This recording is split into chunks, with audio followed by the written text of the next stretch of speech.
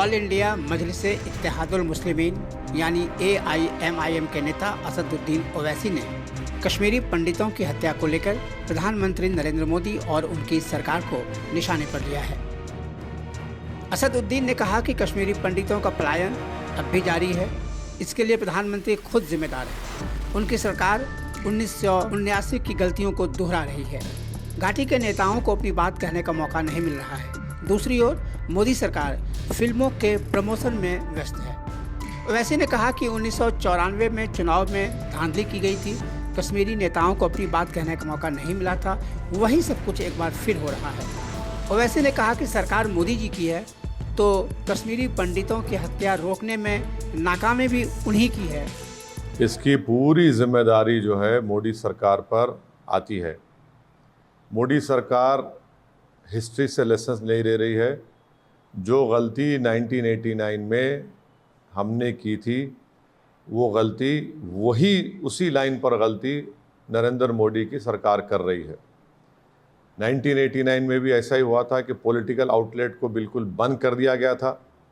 Politicians को, valley के politicians को बोलने की इजाज़त नहीं थी और वही गलती बीजेपी की सरकार कर रही है। 1987 का जैसे इलेक्शन रिग्ड इलेक्शन था वो, और 89 में उसका खमियाजा भुगतना पड़ा।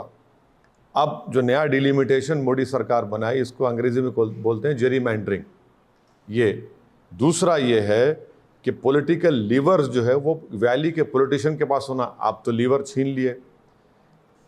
तीसरी बात यह है कि आप सिर्फ पिक्चर बनाने में प्रमोशन में आप ये समझ रहे कि कश्मीरी पंडित का हमला पिक्चर प्रमोशन से होगा। अब आप देख लो, खमियाजा भुगतना पड़ रहा है आपको।